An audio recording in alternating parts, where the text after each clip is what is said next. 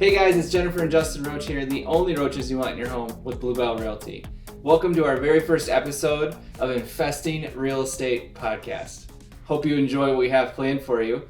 Jennifer, there's some things that we have going on in this podcast. We're going to talk a little bit about real estate. Yep. We're going to talk about a local business and how they help our area around us and what they do. Yes. And then we have a pretty special guest with us. Who's our guest that we got to interview? We're going to tell him who the guest is. Why not? Let's give it to him. All right. We're going to interview Aaron Beay with LB Home Heating. So look forward to that. Awesome. Well, as we start out our podcast, we have a lot going on, so hope you join with us. Like, subscribe, comment, all that fun stuff in the process. We look forward to doing this journey with you. So one of the things I wanted to talk about, in real estate, there's some weird things that happen when you're in houses. Yes, there are. And people ask us, like, what's the weirdest thing that's ever happened to you? Well, let me tell you, that's an impossible question to answer because there are so many weird things that happen on showings or listing appointments or just, industry-wide. I'm sure other realtors can chime in here with, some of their funny stories, but like we see some weird stuff. Do you remember the Hobbit house? I do remember the Hobbit house. We had a nickname for it with our client. Yes. So if you've seen Lord of the Rings, the Hobbits in Lord of the Rings, they have, the Hobbit house, and they have that arched doorway. That's nice arched doorway. Only their doorway is teeny tiny, and this house did not have. Right, yeah. This was big enough for real people to get through. Actually, it was pretty tall. It was probably an 8-foot door. It was such a cute house, so it had this like cottagey feel / Hobbit feel.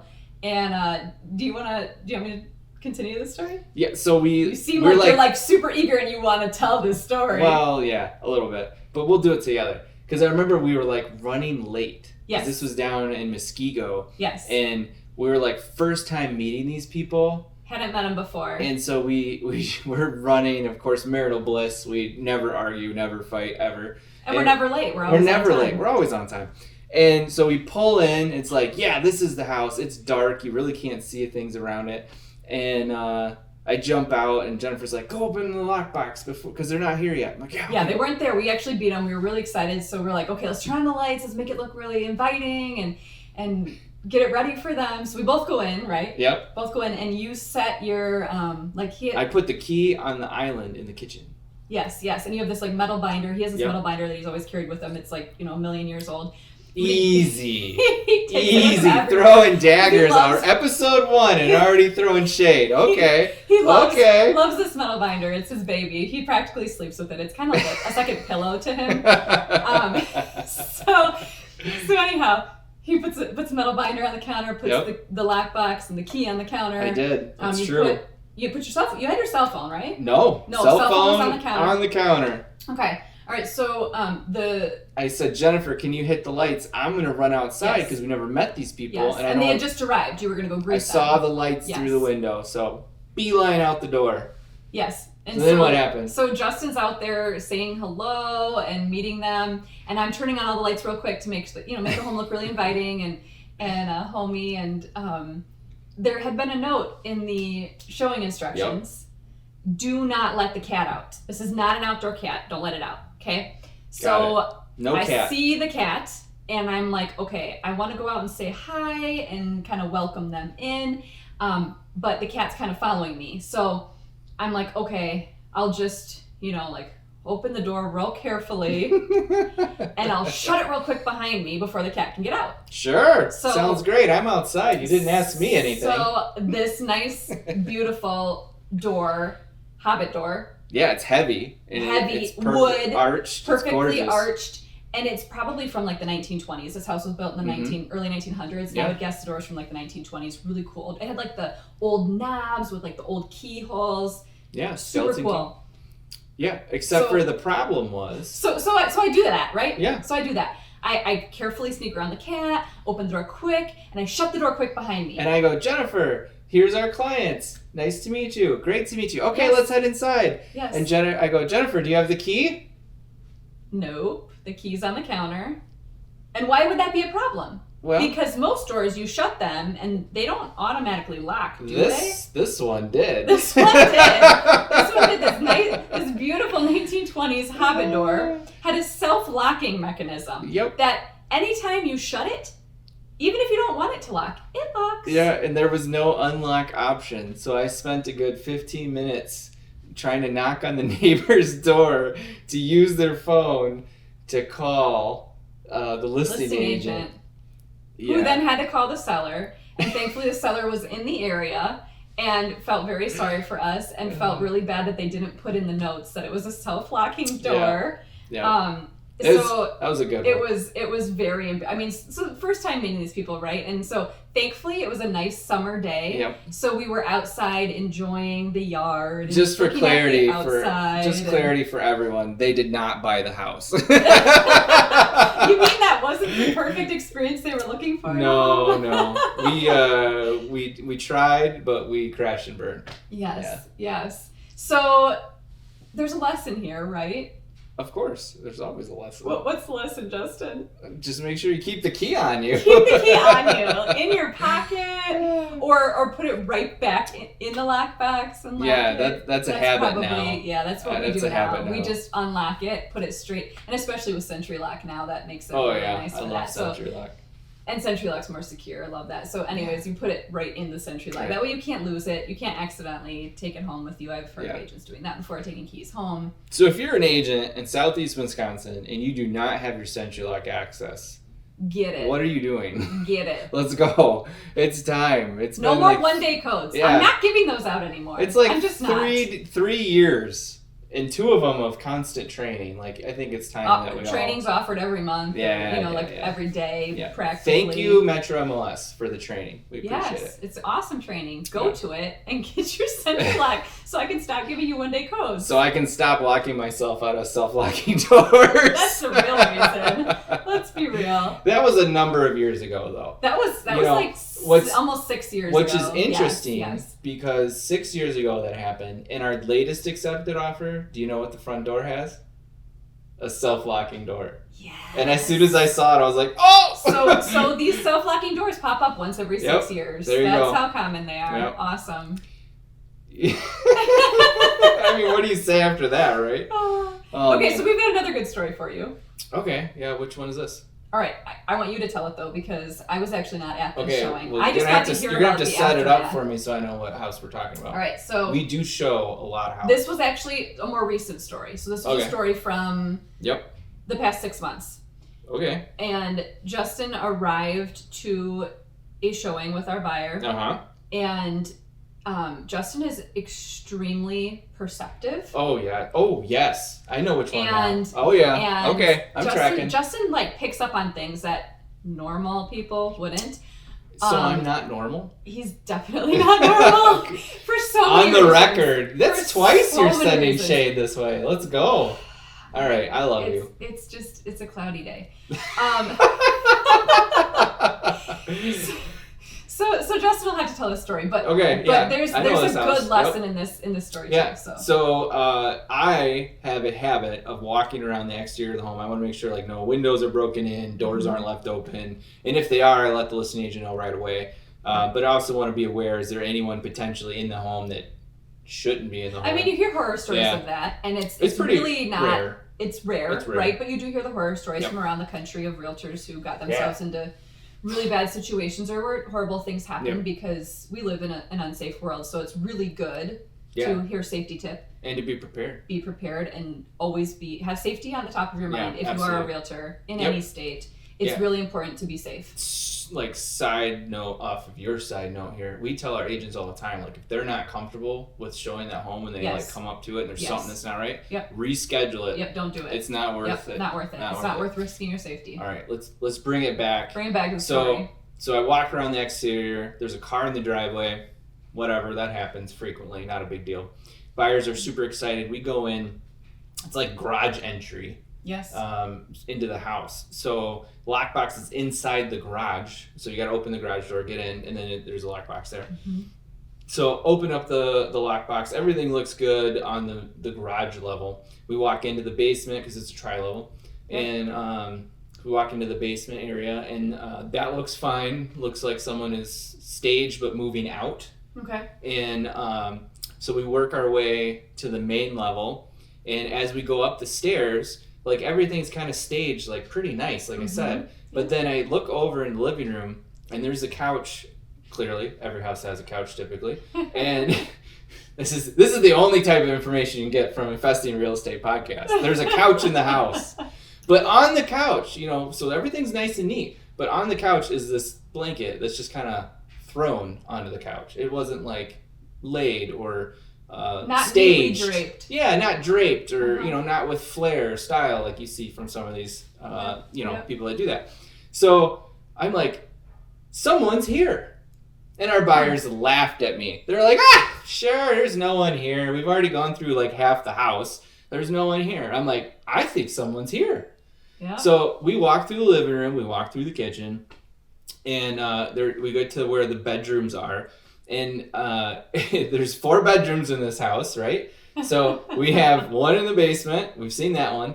The 2 upstairs have the door open on those 2. Yep. And then there's one door that's shut. Never open the shut door. Never open the shut door. So what do? I go, all right, Mr. and Mrs. Buyer, like, either I'm going to embarrass myself and this is going to be a closet, or I'm going to knock on this door and someone's going to say, we're in here. So, okay, I knock on the door, nothing. No, but nobody answered. Nobody.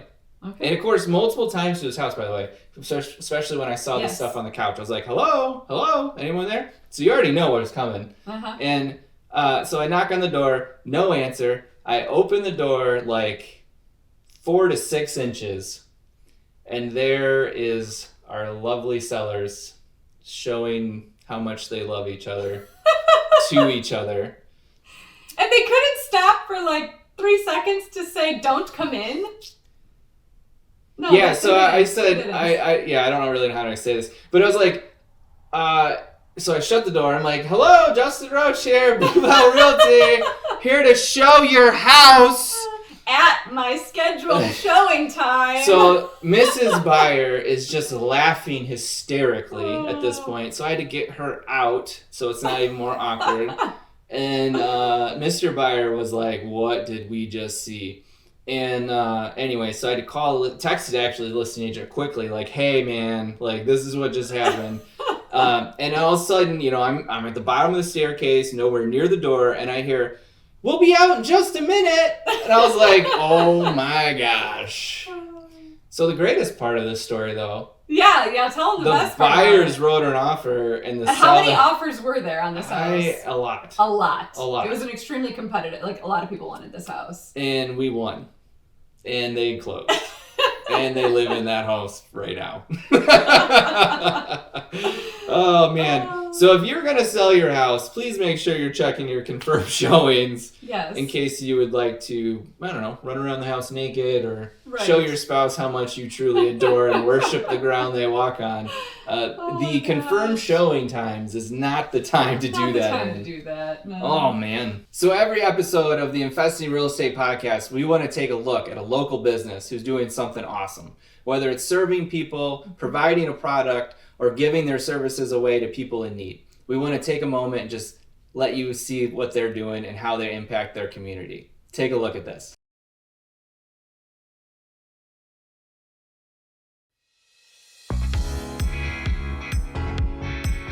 Hey guys, it's Jennifer and Justin Roach here, the only Roaches you want in your home with Blue Bell Realty. And we're here on our Infesting Real Estate Podcast doing a business highlight. We're here at Justin's second home, also known as Chick-fil-a. Come on in.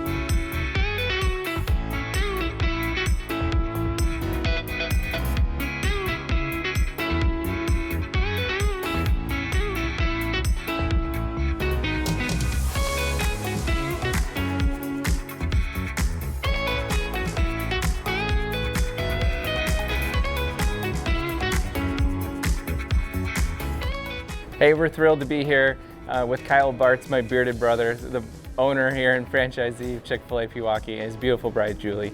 Thank you guys for joining us. Justin views Chick-fil-a as God's gift to mankind. It's true. Yeah. So what is your mission here at Chick-fil-a? So our mission here at Chick-fil-a Pewaukee is to be the most caring and ambitious company in the Pewaukee area. Oh man, that's some tough company because Bluebell's in that too, you know. We'll compete. Yeah. You guys hire a ton of people in Pewaukee, and as a local business, like, we appreciate that so much. How many people do you guys actually have on staff, and do you have any openings? So right now we have about 110 employees, and yeah, there's definitely openings. We're always hiring, and we're always looking for great people to join our team. Awesome. That's great. Yeah. Justin and I follow you guys on social media, and we love seeing the posts about you giving back to the community. What are some of the ways that you do that? So we do different things like fundraisers in the restaurant. We really try to find needs in the community with different businesses and just people to be able to feed and give food to. We try to participate in a lot of different fundraisers around the community as well. Really, we just try to find wherever there's a need that we can fill using food or some cows, and just try to fill that need. All right, guys, here's a bonus question for you. What is the most unique catering job you guys have had? So I think being a post-wedding reception late night snack is a funny one. We enjoy that. We also had, in the beginning of COVID, when everything really shut down, we wanted to find a way to feed all of the hospitals and urgent cares and everyone responding. And so we took a couple weeks of trying a couple times every day to just take food, little care packages of food and treats to all of the different hospitals and urgent cares in the area. That is awesome. That's incredible. Yeah, we have a lot of past clients that are in that field, and I know how much they appreciate that just with the stress that they had to go through. So Yes. I'm sure if they were here, they would say thank you. So, you know, we want to take that opportunity to say thank you so much for doing that. It's our pleasure. Well, thank you so much, Kyle and Julie, for being a part of our business spotlight with Chick-fil-A in Pewaukee. We appreciate it so much and all that you do, and we look forward to coming to your restaurant many more times in the near future. Thanks for joining as we highlight an awesome local business here in Pewaukee. Please like, subscribe, and follow for our next video and see who's going to be next. Thank you. It's our pleasure. Next, we're going to hear from Aaron Beay from LB Home Heating. Take a look at this. Hey everyone, it's Justin Roach here with Jennifer and Justin Roach, the only Roaches you want in your home with Bluebell Realty. Here we are on our Infesting Real Estate Podcast with our first contractor spotlight here. And we are so excited to have our guest joining with us today. We have Aaron Beay with LB Home Heating with us. Thank you for joining us, Aaron. And Aaron, why don't you tell us a little bit about yourself and about what your company does? Mainly residential heating and air conditioning for people, whether it be servicing their furnace or air conditioner or boiler or installing new ones. I've been in the field for over 20 years now, but back in 2020, I went out on my own and started my own business, and has been greatly successful, and I greatly enjoy serving people in their homes. So with the coldest months behind us, Aaron, what is one or two things that homeowners can do to help keep their HVAC running well? So even though the coldest months are behind us, we're still going to have quite a bit of run time because our heating season seems to last for an eternity here. So the biggest thing to keep an eye on would be air filters if you have a furnace, because they still get a lot of run time. You still need to change those out. Probably if they're the thin 1-inch ones, change them out every month. If they're bigger, just keep an eye on them, make sure they're not getting too plugged, which probably reminds me I need to go check mine actually. And then another thing to keep an eye on, which I've noticed lately on some service calls, would be if you have any water on the floor by the furnace, you got to figure out where that's coming from and why, because it could be a bigger issue. You don't want that water to hit any electronics. Yeah, that makes sense. Do you think like putting the date of when you change the filter on there would be helpful, so that, or like a reminder in your phone or something? Yeah, so writing it on there is helpful if you remember to go look at it, right? Right. Usually that's helpful for the person who changes it next and goes, wow, this thing's really old because it was put in. You know? So I shouldn't date it for a month ahead of when I actually do it then. So but putting a reminder in your phone is an excellent idea, because then it goes off. At least, even if you don't get to it that day, you'll be like, all right, it's a nagging thing in your mind that reminds you that you got to go do it. Awesome. So the next thing we wanted to ask you, Aaron, is for our homeowners out there who have a boiler system or in-floor heat, what does the maintenance schedule on that look like, and how does that differ from a traditional HVAC? So you still usually want to have those looked at once a year before your heating season comes. But there's different elements. So you don't have an air filter when it comes to furnace. So you don't have any air filters to check, but there's a recent customer that we had, they just moved into their house about a year ago, and they said that one zone hadn't been heating well.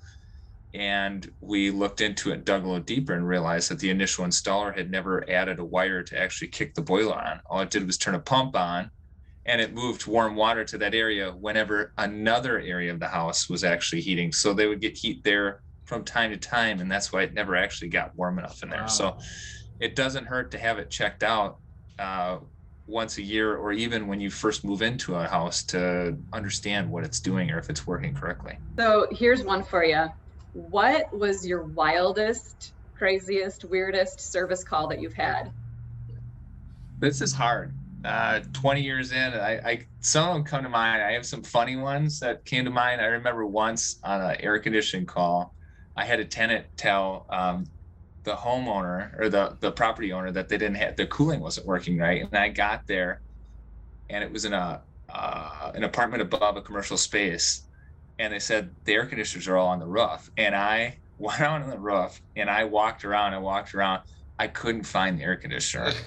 And finally, after about half an hour or 45 minutes of searching, I finally got into the attic and I looked and I said, "You don't have air conditioning. You never have." They didn't even have air conditioning. They were convinced they had air conditioning. And I'm like, "Sorry, you don't. That's why it's not cooling down in here." So,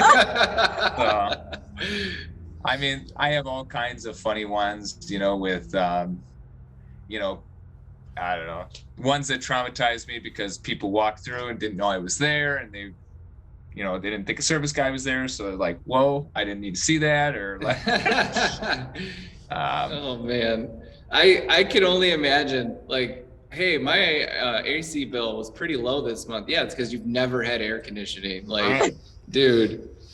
What was the service call on that? I mean, was that your typical fee, or did you feel bad for him? I was like, "Here, this one's on the house." Yeah, right. Like, so at that point, I was working for another company. So I mean, we had the 1 hour minimum, which is what is standard across the board in the field. So I had to do that.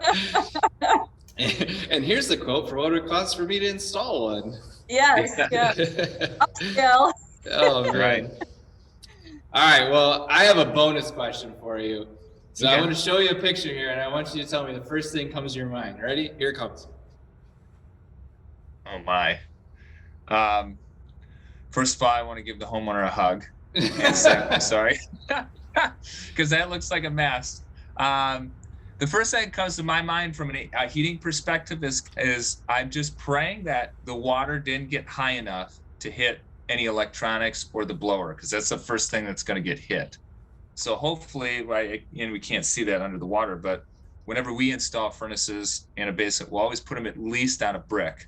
If we know it's a bad basement that gets water from time to time, we may even put it higher, just to keep any water, even if water got into the basement, keep it from hitting electronics or the blower. So that I've seen it where that brick saved the furnace from getting ruined by the water. Nice. So, well, that's good information for anyone watching this to know, that if you may or may not have water intrusion in your basement, that brick or even a larger item could help save that furnace in the future. So that's really good information. Yeah. Well, Aaron, we really appreciated having you on our little show here. Infesting Real Estate Podcast is like this vision that I've had, and Jennifer's jumping on, and we're so grateful you joined us. Thank you very much for having me. I appreciate it. Absolutely. And if anyone has any questions for you, what's the best way that they can get a hold of you? The best way to get a hold of me is to call me on the phone. My phone number, our business phone number is 262-720-6345.